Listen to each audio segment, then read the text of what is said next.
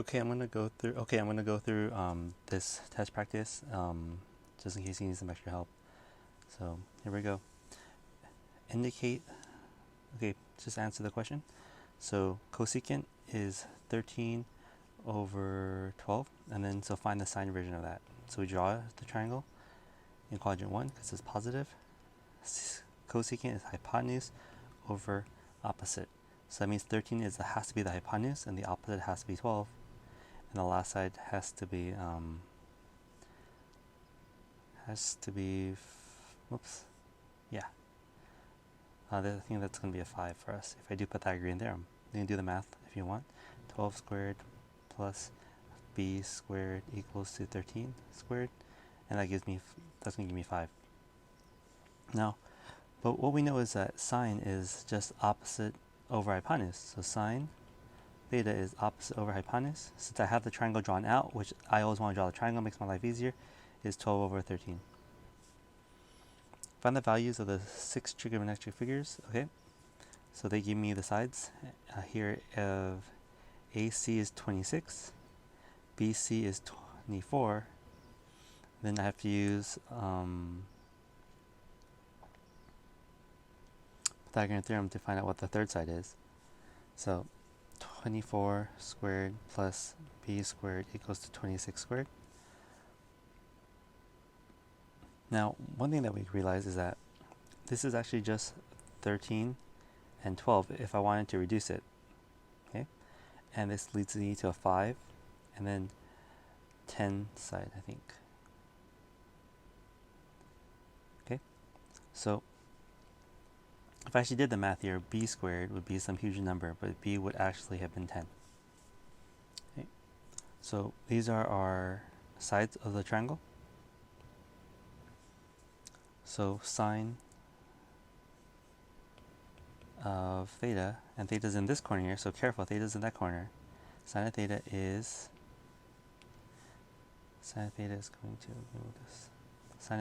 going to be opposite of theta, which is over here. That's my opposite. So that's going to be 24 over hypotenuse is 26, which reduces to 12 over 13. Cosine is adjacent over hypotenuse. So adjacent to this angle here is 10 over 26, which is 5 over 13. And tangent of theta is 24 over 10, which is 12 over 5. Okay. And then the cosecant is hypotenuse over opposite. Secant is hypotenuse over adjacent, and cotangent is adjacent over opposite. So you would do the same thing. You would just look at the sides of the triangle. Hypotenuse over opposite is 26 over 24. Hypotenuse over adjacent, which is 26 over 10. And adjacent over opposite. Okay. Next problem, let's write this in degrees. So 7 pi over 60. We multiply this by 180 because I want degrees. So we have to trade it for pi. So we put what we don't want on the bottom and what we want on top. This simplifies out. 60 and 180 divide out to become 3. And that becomes 21, and the pi's divide out. And that's just 21 degrees. Trying to write this in radians, we take negative 900. And we want pi and 180. So for me to reduce this without a calculator, I see 9 and 18, that gives me a 2. And we're left with 100 here. So 100 divided by 2 is 50. This is going to be 50, and a 0. This is 20, so it's not 50, it's actually just 5, so negative 5 pi. Find the positive, one negative. So 166, and we add 360 because that's one full circle away. So 166 is something like over here, and add a one full circle by adding 180, and we're going to subtract one full circle by subtracting 180. Oh, sorry, 360. Gosh, 360. We're going to subtract it. So that gives us our angle 5, 4, 5, 26. If I subtract 166 minus 360. We're left with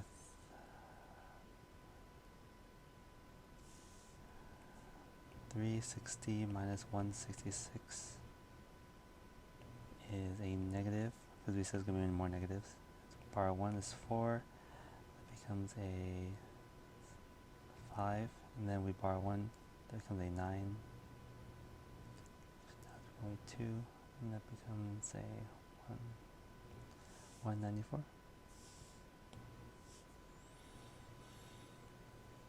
For one positive, one negative, during pi, we go pi, 11 pi over 8, and we add 2 pi, because 2 pi is the same as 360 here. And the trick was, since they're not the common denominator, we make them common denominator. So this 2 becomes a 16 over 2, oh, 16 over 8, 16 over 8, which is the same as 2 pi.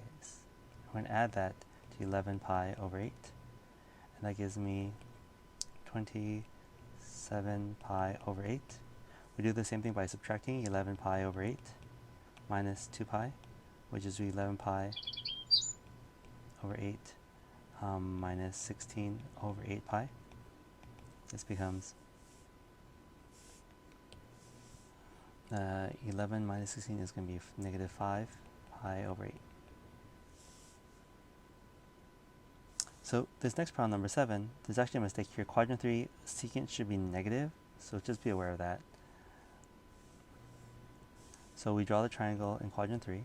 The cool thing is they gave me the triangle in quadrant 3. They told me quadrant 3.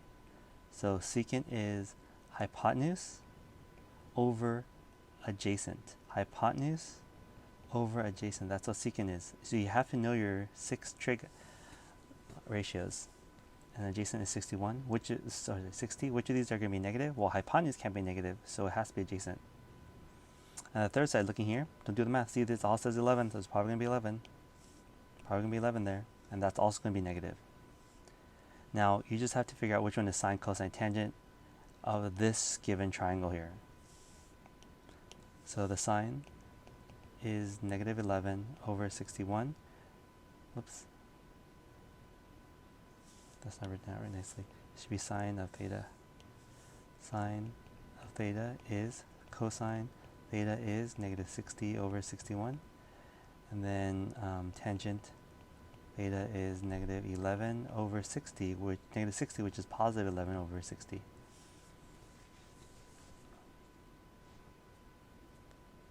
So this next one says, this is the point 40 and 9. So when we write all 6 sine, cosine, tangent of this angle, or this point. So 40 is over here, and 9 is up here. So we have a point there. We draw an angle with that. So 40 and 9, which is kind of cool because I can now write my triangle. That's a 40, and my y is 9. Doing Pythagorean Theorem, I can find the third side. It looks like by looking at the answer sheet, it's going to be 41. And we can just do that. If any of these points were actually negative, this would change our quadrant it would be in. Find the exact value of 135 degrees. So we draw out 135, which is right here. Turns out 135 is a 45 degree angle. 45. How do I know that? It's because 135 plus 45 is actually 180. So I know the reference angle here is going to be 45. Hopefully you guys have noticed that already. So 45 degree triangles are 1, 1 square root of 2, where the x value is going to be negative because we went to the left. And they want the sine. Sine is 1 opposite over hypotenuse. This will be 1 over square root of 2, which can be rewritten square root of 2 over 2, but they don't want us to do that in this case. Okay, next problem, trying to find the secant of negative 660 degrees. Turns out negative 660 is 1. And I'm going to go on to my next triangle, so next circle. Oops, I went the wrong way. Going this way, negative version, okay. So negative 660, and we're going to add 360 to it to figure out where on the unit circle this would be. And this leaves us with negative 300 degrees left over. So negative 300 would be, if this is 0, negative 180, and negative 360 would be something like here, because we're we still have negative 60 degrees to go. Okay, so there's negative 300, which is the coterminal of negative 660. So we know that's a triangle for us. That's going to be a 60-degree triangle. Since we know all three sides of a 60, we 1, 2, square root of 3. Again, how do I do that? I first draw the angle first. And 660, negative 660 is very similar. It is a coterminal angle with 300. And then since we have that angle drawn out, we can draw a triangle. And they just want secant. Secant is hypotenuse over adjacent. So try to make sure you're really fast with what sine, cosine, tangent are and the reciprocals. So hypotenuse is just 2 over adjacent, which is 1.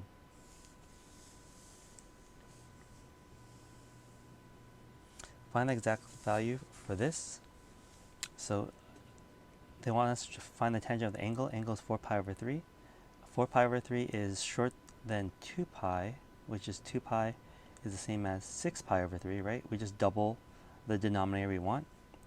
So we're going to be over here in quadrant 3.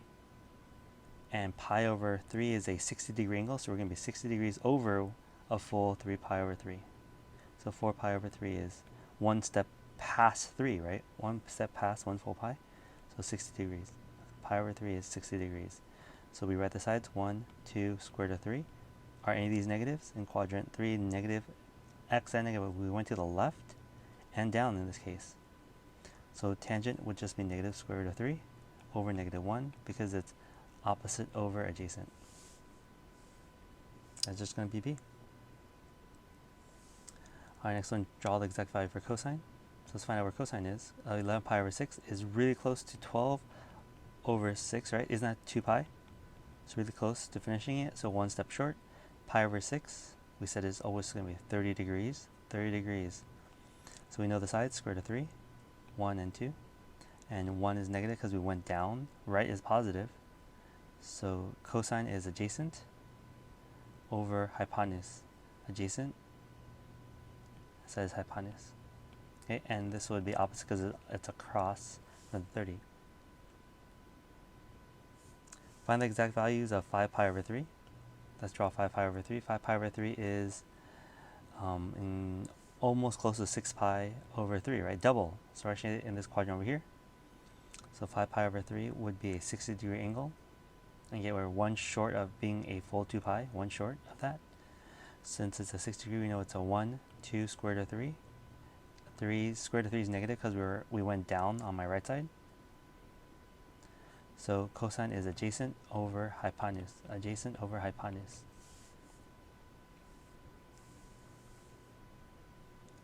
Next problem is secant of theta is, so we're looking for the possible theta. So we draw the triangle out. And we see that's a negative.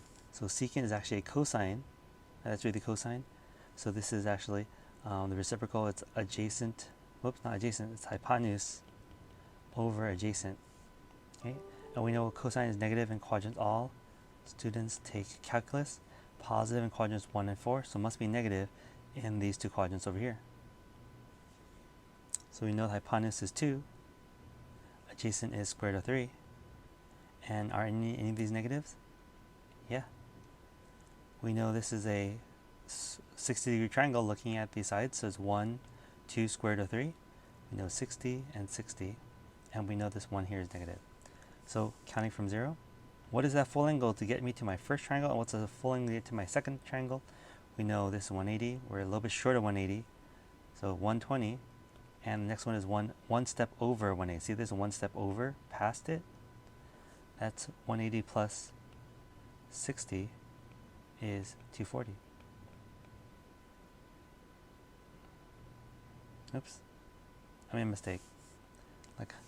So I didn't follow my own rules. Square root of 3 is always 30 degrees. The way I drew it made it look taller than it should be, but this is actually 30 degrees. So since we're one short, 30 degrees short of 180 is actually 150. And this is 30 degrees. Greater is 210. So just be careful about the placement of the angles, because if I'm rushing like I am right now, I'm going to mess up with those angles. Okay, when is sine negative in this problem? See, sine is negative. Negative quadrants 3 and 4. All students take calculus. Positive, positive. That means it must be negative on the bottom. The sign that they gave us is opposite over hypotenuse, so we know the opposite side over here, opposite, those must be negative square root of 3, negative square root of 3. Hypotenuse must be 2, and third side must be 1. This guy's going to be negative.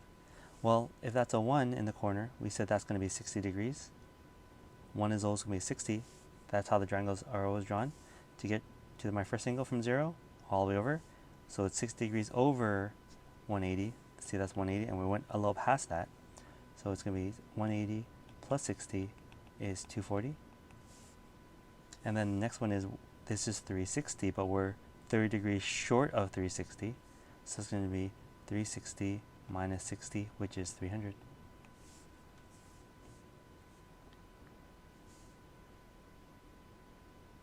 Okay, hopefully you found this helpful. Make sure you can do this quickly because we have limited time on the test.